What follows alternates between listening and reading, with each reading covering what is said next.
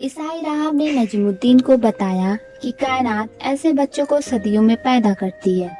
तुम दुनिया के सबसे खुशनसीब तरीन इंसान हो कि तुम्हारा बेटा यूसुफ है। कई इलाकों को फतह करने के बाद, जिसमें शेरोज का मशहूर किला भी शामिल था, एक रात सुल्तान इमादुद्दीन जंगी का कत्ल कर दिया गया था। जब सुल्तान इमादुद्दीन जंगी के शहादत की खबर मौसूल पहुंची तो पूरे शहर पर मातम छा गया। सुल्तान इमादुद्दीन जंगी की सल्तनत दो भाइयों में तकसीम होने के बाद नजीमुद्दीन अय्यूब अपने बीवी बच्चों को लेकर मौसूल से शाम चला गया, जो सुल्तान नूरुद्दीन जंगी के हिस्से में आया था, जहां नजीमुद्दीन अय्यूब को सालार बना दिया गया। यूसुफ बड़ी पाबंदी के साथ काजी इब्न अरसुन के दरस में शरीक होता था। नतीजन उसका शौक बढ़ता जा रहा था। बाप नजीमुद्दीन अय्यूब और चचा असदुद्दीन शेर उसे बार बार टोकते थे, आखिर तुम्हें इन किताबों में क्या नजर आता है? यूसुफ बड़े अदब के साथ जवाब देता, किताबें मेरी दोस्त हैं।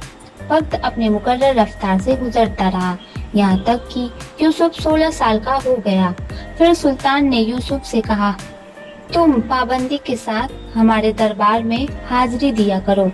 नजीमुद्दीन अय्यूब ने 16 साल की यूसुफ को नसीहत करते हुए कहा, किस्मत ने तुम्हें एक सुनहरा मौका दिया है, अब यह तुम पर है कि तुम इससे किस तरह फायदा उठाते हो। यूसुफ ने कहा कि वह दरबार में हाजिरी देगा मगर लालच नहीं करेगा। फिर यूं हुआ कि गुजरते दिनों के साथ सुल्तान नूरुद्दीन जंगी यूसुफ के करीब होता चला गया। फिर एक दिन सुल्तान नूरुद्दीन जंगी ने इन तन्हाई में यूसुफ से पूछा, क्या तुम चौगान खेलना जानते हो? यूसुफ ने कहा, उसे चौगान खेलना नहीं आता। इस पर सुल्तान ने कहा, यह मर्दाना खेल है, इसलिए तुम इसे खेला करो। तब कुदरती तौर पर यूसुफ ने चंद माह की मेहनत के बाद चौगान जैसे मुश्किल खेल भी महारत हासिल कर ली। उन दिनों नजीमुद्दीन अय्यूब शहर से बाहर था।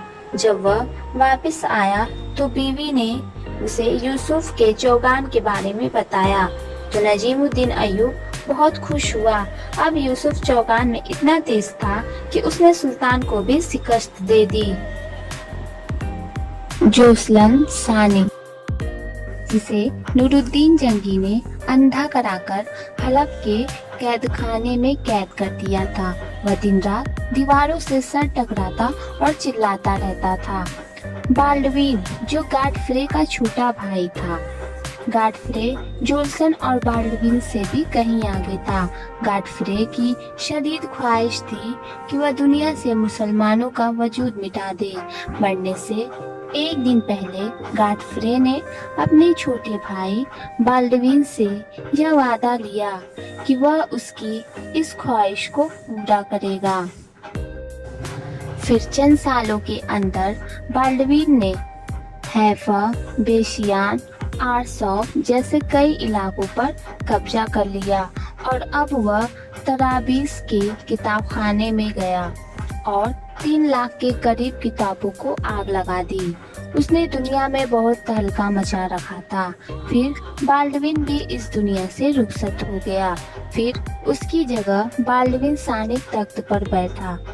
उधर दूसरी जंग की तैयारी पूरे जोर शोर के साथ चल रही थी और इधर सुल्तान नूरुद्दीन जंगी के दरबार में एक वाकया पेश आया।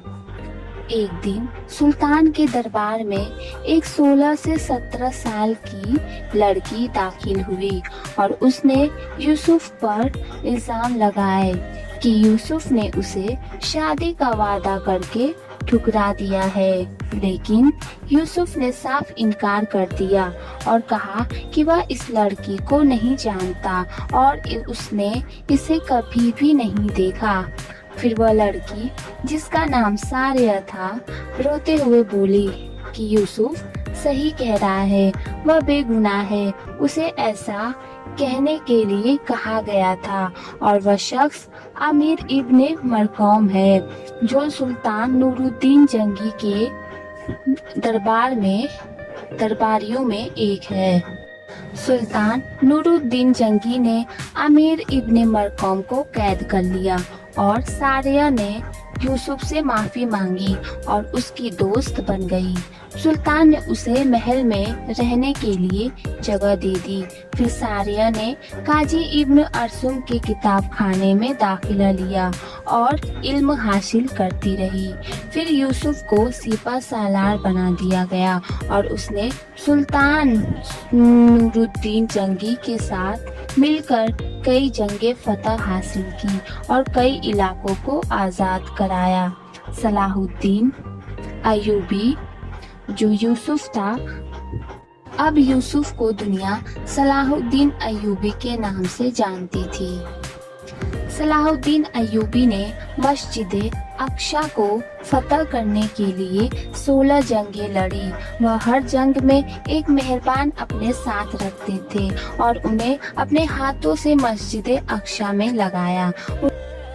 उन्होंने 1187 ईस्वी में सलीबियों से मस्जिद अक्सा को आज़ाद कराया था। सलाहुद्दीन अय्यूबी ने दुनिया की सबसे बड़ी जंगें को फतह हासिल किया।